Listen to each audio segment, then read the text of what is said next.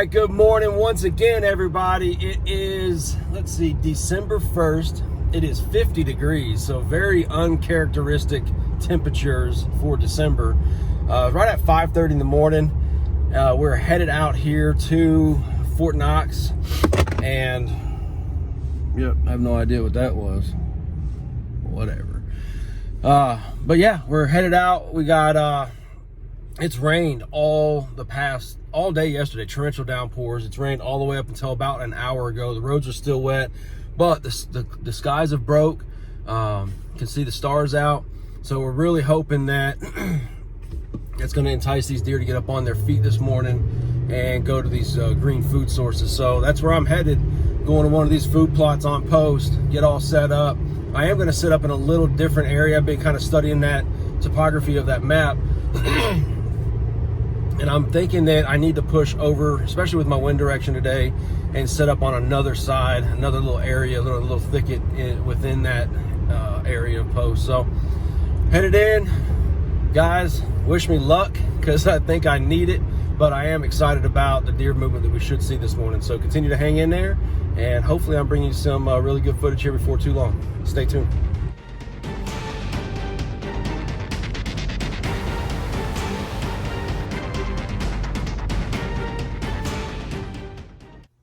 All right, everybody, so it is December 2nd, back here at the office, and man, we had a great 4-day weekend, just giving our thanks and celebrating Thanksgiving and spending some time with friends and family, and obviously getting some time to get out and hunt.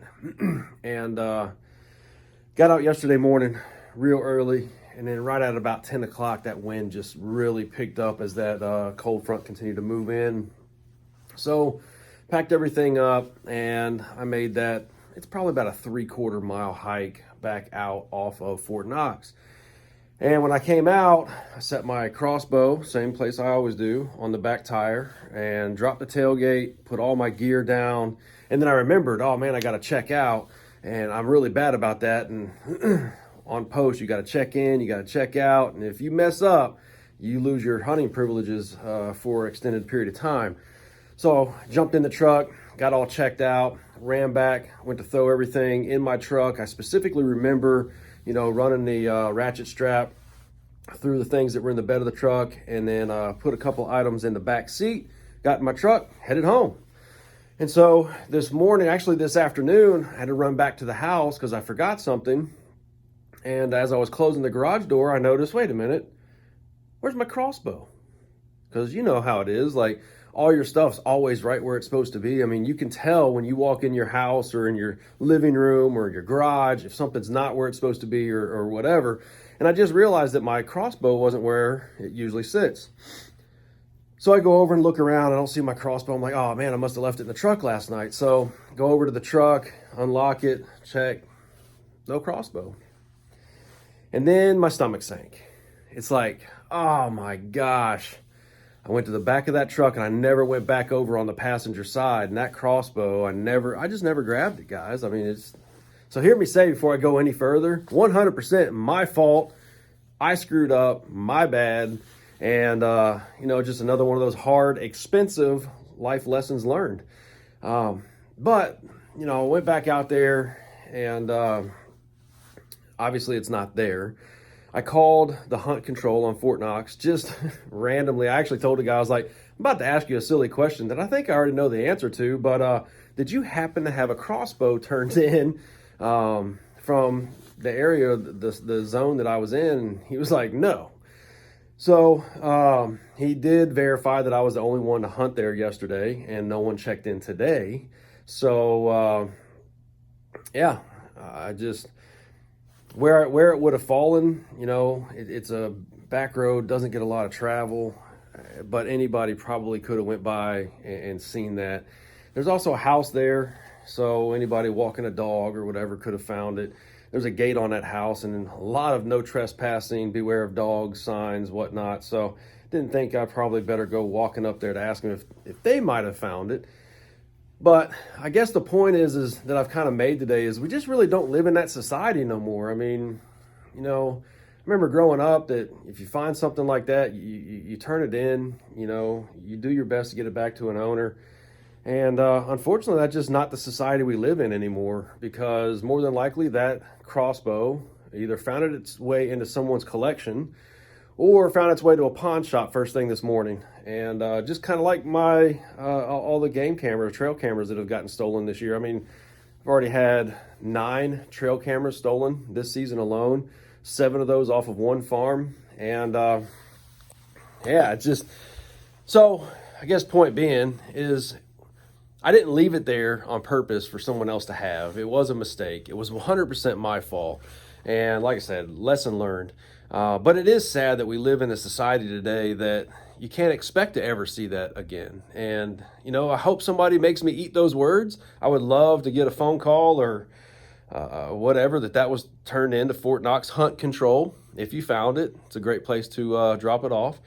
You know, and I would love to think that there is that out there, that people still want to look after one another. But look, I'm in the business that my job every day is to look after people and their well-being through an insurance company and making sure that their quality of life continues to move forward in their time of need. So, you know, it sucks thinking that, one, I screwed up and I've got to eat that crow.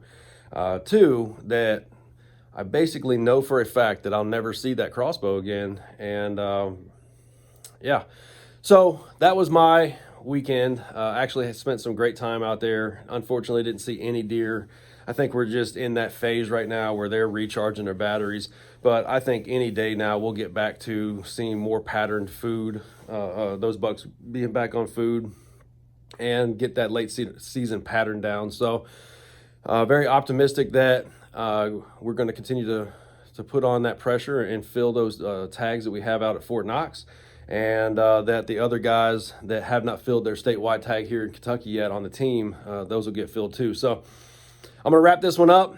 And again, shame on me. I screwed up. Lesson learned. Promise you this, that'll never happen again. Until next time, keep tuning in, guys. I mean, we got plenty. I mean, I know I'm down in the dumps right now. It's basically like taking, I don't know, $700-800 out there in the field and just catch it on fire, watch it burn, keep your hands warm. Yep, that's pretty much what just happened.